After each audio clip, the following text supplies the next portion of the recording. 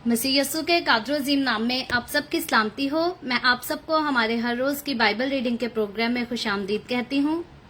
मेरे अजीजों, इससे पहले जब परसों हमने खुदावंद के कलाम को सीखा था तो हमने खरूज की किताब उसके आखिरी बाब को खुदावंद के कलाम में से पढ़ा था, सीखा था और हमने बड़ी तफसील से खरूज की पूरी किताब का जब मुतालिया किया। इसके पूरे टोटल जो है वो 40 चैप्टर्स थे और उनमें हमने बड़ी तफसील से सीखा कि किस तरह से खुदावन ने वो सारी पेशन गोई जो अपने बंदा इब्राहिम के साथ की थी और अपने बंदा इब्राहिम से वादा किया था कि मैं तेरी कौम को एक ऐसे मुल्क में लेकर जाऊंगा जहां वो लोग गुलामी करेंगे और बाद में मैं अपने जोरे बाजू को बढ़ाकर उनको वहां से छुड़ा कर लाऊंगा। और वो सारी पेशन गोई खुदा के उन सारे वादों को जो है हमने पूरे होते हुए खरूज की किताब ओल्ड टेस्टामेंट में से बुक ऑफ एक्सोडस में से बड़ी तरतीब से सीखा कि किस तरह से खुदावन जो है वो अपने लोगों की खातिर फिरौन बादशाह से लड़ा, मिस्रियों से लड़ा और अपने लोगों को बचाकर वहां से गुलामी के घर से निकाल कर ले आया। और कौम बनी इसराइल का बियाबान में जो सफर उन्होंने किया, वो सफर जो है वो अब तक हम देखते हैं कि जारी रहा 40 चैप्टर्स तक। और जब हम अहबार की किताब पढ़ते हैं, अहबार की किताब जिसे इंग्लिश में लेविटिकस कहते हैं, तो इस किताब में भी हम यही आगे सीखेंगे कि अभी तक बनी इसराइल का सफर जो उन्होंने मिस्र में से यानी कि गुलामी के घर में से निकलते हुए सफर शुरू किया था जो कि बियाबान में है, वो सफर अब तक उनका जो है वो जारी है। और आगे जो है हम चलकर इसे फ्यूचर में अभी इस सफर को जारी ही देखेंगे और सीखेंगे कि किस तरह से इस सारे सफर के दौरान, जैसे हमने पहले कुछ चीजों को देखा कि बनी इसराइल कौम के लिए खुदा ने बड़ा कुछ किया, बड़े बड़े काम किए, बड़े बड़े मौजज़ात किए, लेकिन इन सारे कामों के बावजूद खुदा की कुदरत को इस कदर करीब से देखने के बावजूद बनी इसराइली लोग जो है वो कई बार खुदावन पर बड़बड़ाए और यहाँ तक कि उन्होंने सोने का बछड़ा भी बना डाला और खुदा की कुदरत का सारा नाम, सारा क्रेडिट जो है उन्होंने उसी सोने के बछड़े को दे दिया। लेकिन खुदावंद रहीम है, खुदावंद जो है वो कहर करने में धीमा और शफकत करने में गनी है। इसीलिए खुदावंद जो है वो अब तक हमें अपने लोगों के साथ साथ चलता हुआ नजर आता है। और सिर्फ ये बात बनी इसराइल कौम तक नहीं बल्कि आज मैं और आप, हम भी अपनी जिंदगी में कई बार ऐसी गलतियां कर जाते हैं जो कि अच्छी नहीं होती, हमें नहीं करनी चाहिए। लेकिन हमारा खुदावंद जो है वो रहीम है, वो कहर करने में धीमा और शफकत में गनी है। वो आज भी जैसे बनी इसराइल की गलतियों को माफ करता और उनके साथ चलता था, आज मेरा और आपका खुदावंद हमारे साथ चलता है, हमारी गलतियों को, कमजोरियों को माफ करता है, दूर करता है और हमेशा जो है हमें तौफीक बख्शता है कि हम वफादारी के साथ उसकी हजूरी में चल सकें। सो खरूज की किताब में तो हमने बहुत अच्छी खूबसूरत बातों को सीखा, लेकिन अब जबकि आज से हम अहबार की किताब की डेली बाइबल रीडिंग का जो है वो आगाज कर रहे हैं और हम इसके फर्स्ट चैप्टर से लेकर लास्ट चैप्टर तक इस किताब को जो है पूरी तरतीब के साथ पढ़ेंगे, तो पहले लाजिमी सी बात है कि हमें इस किताब के बारे में जो इंट्रोडक्शन है हमें वो पता होना चाहिए। तो मेरे अजीजों, याद रखें कि ये जो किताब जो कि अहबार की किताब, इसको उर्दू में तो अहबार की किताब कहा जाता है, लेकिन हिंदी में मुझे नहीं आइडिया कि इसको क्या कहते हैं। इंग्लिश में आप अपनी रहनुमाई के लिए जो है वो निकाल सकते हैं, लेविटिकस इसको कहा जाता है। और बाइबल मुकद्दस में से ओल्ड टेस्टामेंट की ये जो है ये तीसरी किताब है और इसको शरीयत की किताब जो है बुक ऑफ लॉ भी कहा जाता है। और इस पूरी किताब में सिवाय जो है वो चंद बातों के कोई भी जो है वो तारीखी बात को या तारीखी मामलात को जो है वो बयान नहीं किया गया। जैसे कि हमने खरूज की किताब को जब पढ़ा तो उसमें बेशुमार जो है वो तारीखी वाकयात जो है वो शामिल किए गए थे, लेकिन अहबार की किताब में जो है वो चंद एक बातें हैं जो तारीख की बयान की गई हैं, लेकिन ज्यादा बातें जो है वो तारीख से रिलेटेड नहीं है। और साथ ही इस किताब में यहाँ पर बयान ये भी किया गया है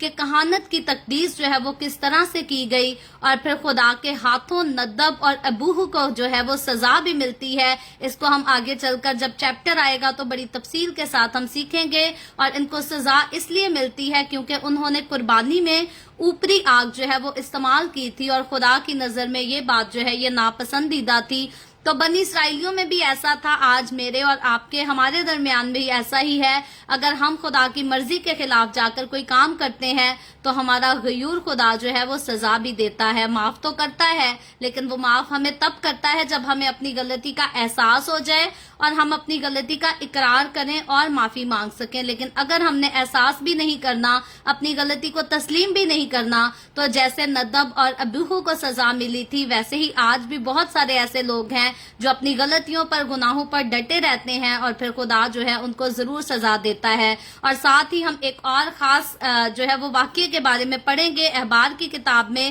کہ سلومیت کے بیٹے کو جو ہے وہ قاضی کے وسیلہ سے خدا جو ہے وہ سزا دلواتا ہے. اور سلومی کے بیٹے کو سزا کیوں دی گئی؟ کیونکہ اس نے خدا کے نام کی جو ہے وہ تکفیر کی تھی. اور یہ آج کے دور میں بھی ایسا ہی ہے، کوئی بھی خدا کے نام کی تکفیر کرے تو وہ سزا ہی کے لائق ہوتا ہے، لیکن خدا جو ہے سزا اس کو خود دیتا ہے. خدا خود ایسے لوگوں کو جو ہے وہ ڈیل کرتا ہے، لیکن مجھے اور آپ کو ہمیں خدا اجازت نہیں دیتا کہ ہم کسی پر ہاتھ اٹھائیں یا کسی پر جو ہے وہ ظلم کر سکیں.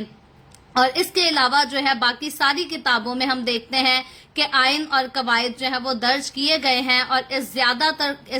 اس کتاب میں جو کہ احبار کی کتاب کہلاتی ہے، اس میں کلیسیائی آئین جو ہے وہ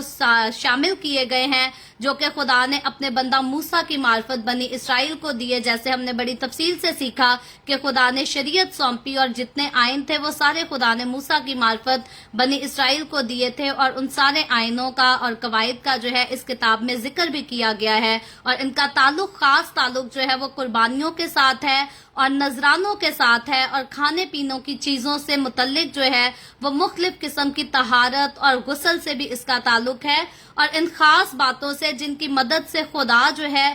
اس قوم بنی اسرائیل کو اپنے لیے الگ اور مخصوص کر کے لے آیا، انہیں دوسری قوموں سے جو ہے خدا نے ممتاز ٹھہرایا، اول درجہ دیا، خاص درجہ دیا. ان ساری باتوں کا جو ہے وہ بڑی ترتیب کے ساتھ اس کتاب میں بیان کیا گیا ہے. اور جتنی باتیں ہم اس کتاب میں سیکھیں گے یہ آنے والی اچھی چیزوں کا جو ہے وہ ہمیں سایہ یعنی کہ ایک عکس کی طرح نظر آئیں گی. اور وہ اس طرح سے تھا جیسے مسیح یسوع جو ہے وہ خوشخبری حقیقی طور پر دنیا کی ایک اصلیت ہے جو کہ دنیا کا نور بن کے دنیا میں آنے والا تھا. یہ ساری چیزیں جو احبار کی کتاب میں بیان کی گئی ہیں، قربانیاں، شکر گزاری کے نذرانے، یہ سب جو ہے یہ یسوع مسیح کی آمد کے بارے میں جو ہے وہ بیان کرتے تھے. یہ ایک پیشن گوئی تھی کہ خدا کی طرف سے میرا اور آپ کا ہمارا نجات دہندہ اس دنیا میں آئے گا، دکھ اٹھائے گا، خون بہائے گا اور ہماری ابدی خلاصی جو ہے گناہوں سے اور موت سے کرائے گا. اور ہم خداوند کا شکر کرتے ہیں کہ خداوند کے کلام میں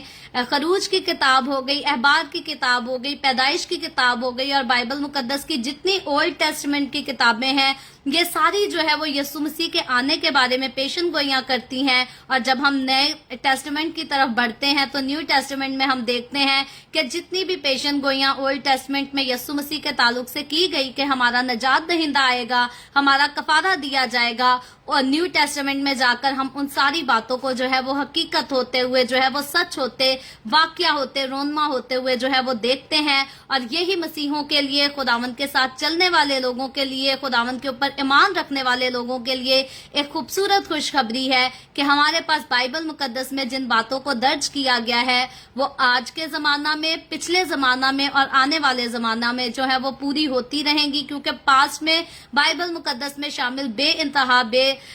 انگنت ہم کہہ سکتے ہیں کہ پیشن گوئیاں جو ہے وہ آلریڈی پوری ہو چکی ہیں. ہمارے دور میں آج بھی پیشن گوئیاں پوری ہو رہی ہیں اور فیوچر میں بھی جو کچھ بائبل مقدس میں لکھا ہے وہ بالکل ویسے ہی ہوگا. کیونکہ واحد خدا ہے جس نے اس بات کو شروع سے جان رکھا ہے کہ یہ دنیا کیسے چلے گی، کیسے بڑھے گی اور اس کا خاتمہ کیسے ہوگا. اور جو جانتا ہے وہی اپنے کلام میں اس کو لکھ سکتا ہے. ہر کوئی جو ہے وہ ٹھیک باتوں کو نہ تو دریافت کر سکتا ہے نہ ان کا بیان کر سکتا ہے. تو بائبل مقدس خدا کا کلام ہے، اسی لیے یہ ہمیں آنے والے وقتوں کے بارے میں خبر دیتی ہے. اور جن باتوں کی یہ ہمیں خبر دیتی ہے وہ وقت واقعی ہم دیکھتے ہیں کہ زندگیوں میں آتے ہیں، دنیا میں آتے ہیں. اور بائبل مقدس کی ایسی کوئی بھی بات نہیں ہے جو کبھی بھی جھوٹی ثابت ہوئی ہو، بلکہ خداوند کے کلام میں جو کچھ لکھ دیا گیا ہے، جو کچھ شامل کیا گیا ہے وہ ہمیشہ جو ہے وہ تصدیق کرتا ہے کہ یہ خدا کا زندہ کلام ہے اور یہ خدا ہی کی طرف سے جو ہے خدا کے روح کی تحریک میں رہ کر خداوند کے خاص خادموں نے لکھا ہے.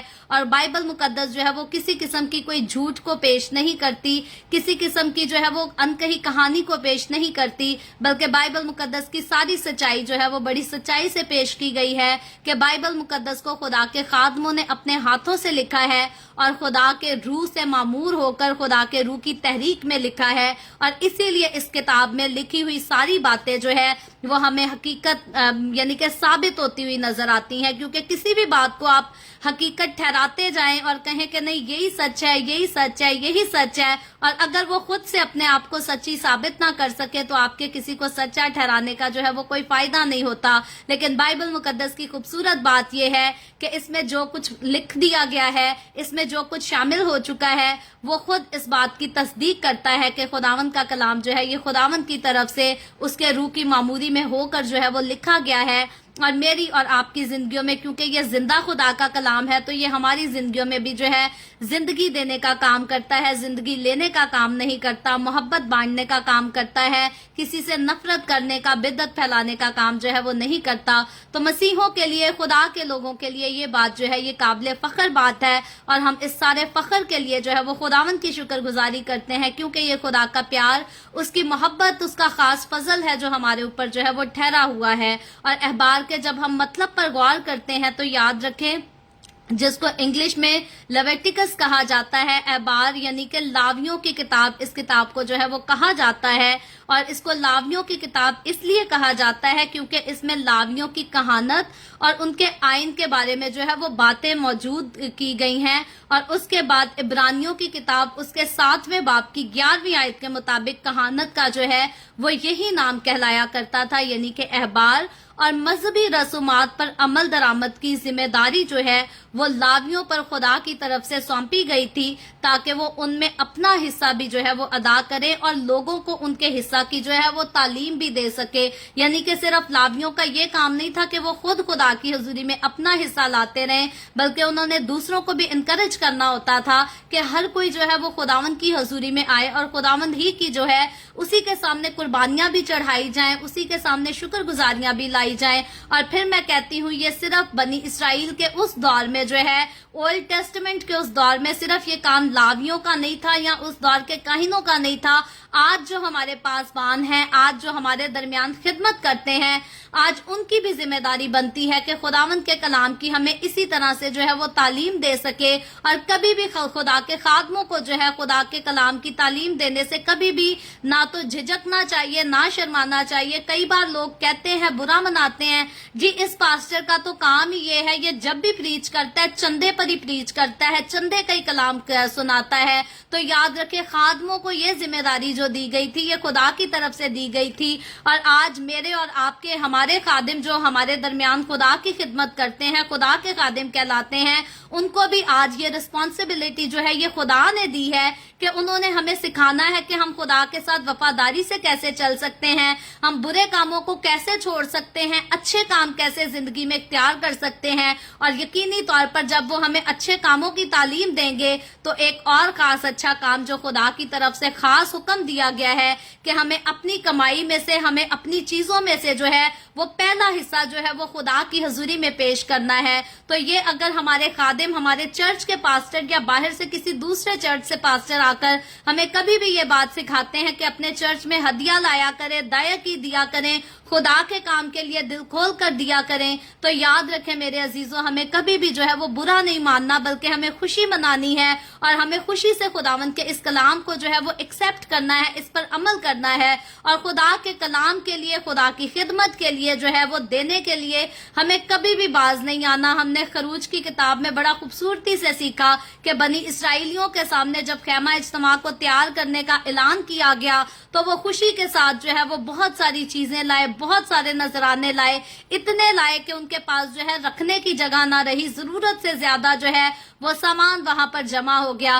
तो आज जब मैं और आप, हम कभी भी खुदावंद के काम के लिए कोई बीज बोना चाहते हैं तो हमें ये परवाह नहीं करनी कि जी इस मिनिस्ट्री के पास तो पहले ही बहुत ज्यादा पैसा है, ये तो पहले ही बड़े अमीर लोग हैं, हमें क्या जरूरत है यहाँ पर हदिया देने की। याद रखें, हमने अगर देना है तो हमने खुदा को देना है, और अगर कोई हमारे दिए हुए हदिये को मिसयूज करेगा तो खुदा जो है वो गयूर खुदा है, गैरत वाला खुदा है, खुदा जरूर उसकी अदालत भी کرے گا اس سے حساب بھی لے گا اور اس کو جو ہے وہ سزا بھی دے گا. البتہ ہم نے کبھی بھی جو ہے وہ خدا کی حضوری میں دے کر اس کا حساب کبھی بھی نہ ہمیں خدا سے اس کا حساب مانگنے کی ضرورت ہے نہ خدا کے خادموں سے حساب مانگنے کی ضرورت ہے. خدا نے اپنے خادموں کو ذمہ داری لی ہے, وہ مسلسل جو ہے وہ آپ کو ضرور تعلیم دیں گے کہ خدا کی حضوری میں ہدیہ لائیں, خدا کی حضوری میں شکر گزاریاں لے کر آئیں, کیونکہ جب آپ خدا کی حضوری میں خوشی سے لے کر آتے ہیں تو خداوند کا کلام بتاتا ہے کہ خدا جو ہے وہ خوشی سے دینے والے کو عزیز رکھتا ہے.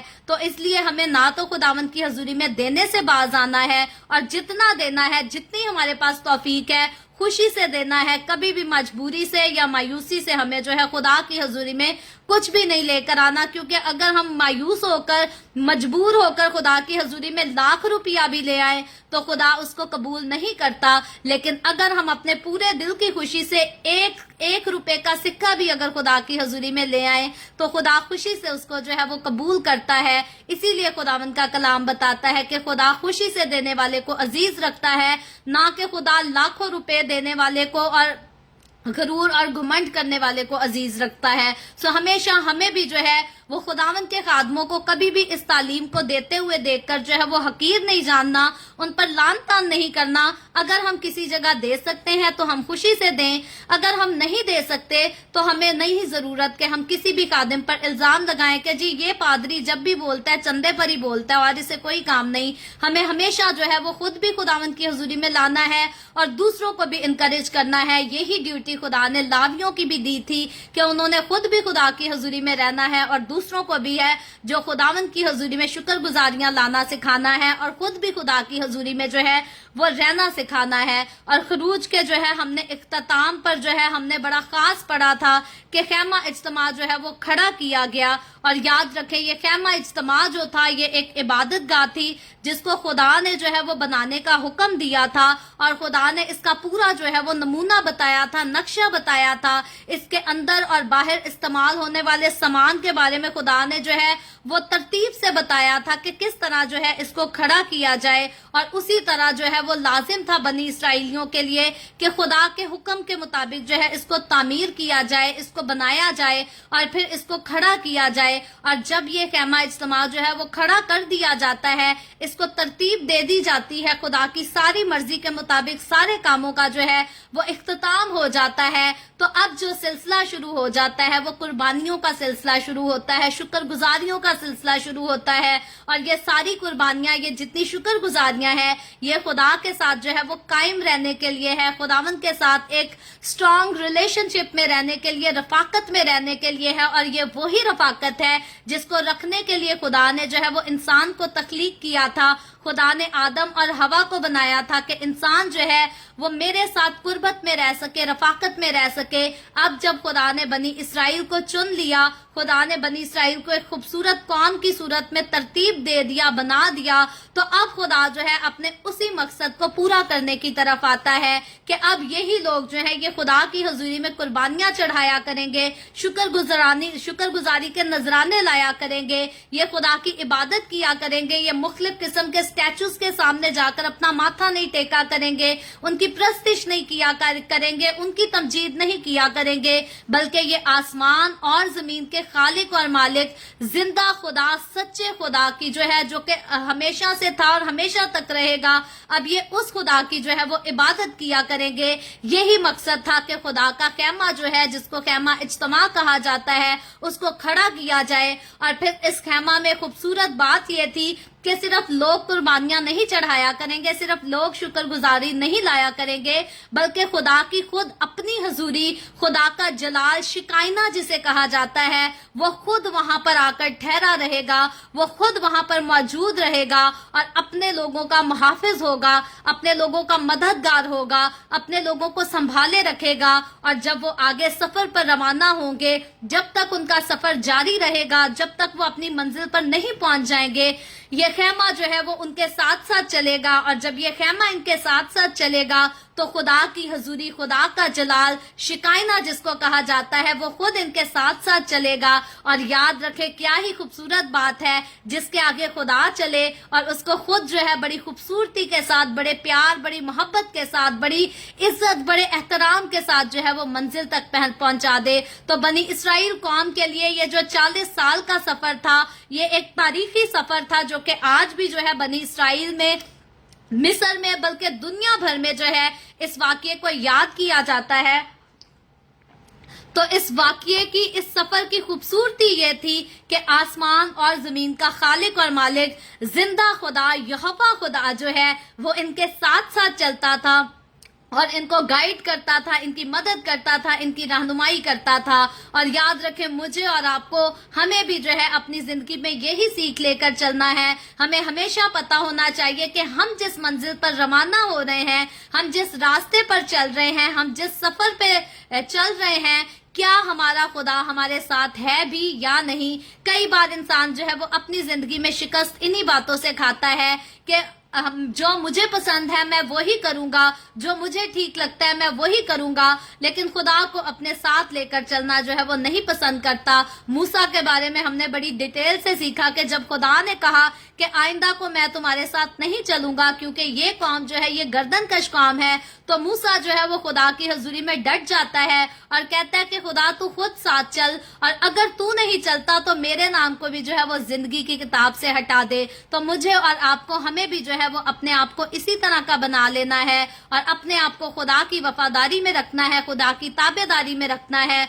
और याद रखे, जब हम खुदा के वफादार रहेंगे, जब हम खुदा के ताबे रहेंगे, तो जिस तरह से वो बनी इसराइल के साथ साथ चलता था, आज वो मेरे और आपके, हमारे साथ भी जो है वो बिल्कुल ऐसे ही चलना चाहता है। और वो उम्र भर हमेशा हमारे साथ चलेगा और कभी भी जो है हमें नाकाम नहीं होने देगा, हमें शर्मिंदा नहीं होने देगा। सो खुदावंद आज के कलाम के वसीला से मुझे और आपको, हम सबको बहुत बरकत दे। मेरी जो सोच थी, मैंने यही सोचा था कि हम अहबार की किताब के जो है वो इंट्रोडक्शन को पढ़ने के बाद आज जो है हम पहले चैप्टर की पहली 9 वर्सेस को जो है वो जरूर पढ़ेंगे, लेकिन क्योंकि अब हमारे पास आधे घंटे का टाइम होता है और हमने तकरीबन इंट्रोडक्शन जो है इसी को सीखने में 20 मिनट ले लिए हैं, तो जरूर है कि हम अहबार की किताब इसके पहले बाब की जो रीडिंग है उसको कल से जो है वो तरतीब वार शुरू करेंगे और तरतीब के साथ खुदावंद के कलाम को सीखेंगे। सो आज जितने आप मेरे साथ आए, आपने टाइम निकाला, मैं आप सबकी जो है वो बड़े दिल से शुक्रगुजारी करती हूँ।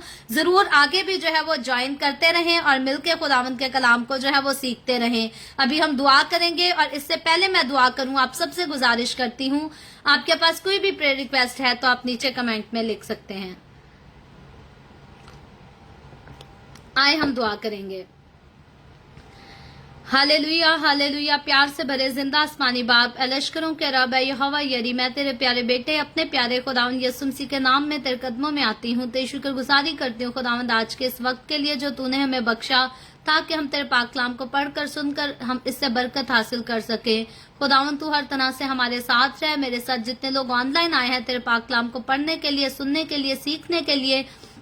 खुदावंद तू अपने तमाम लोगों के साथ हो, इनके घरानों के साथ हो, सबको छू बरकत दे। खुदावंद तू अपने लोगों के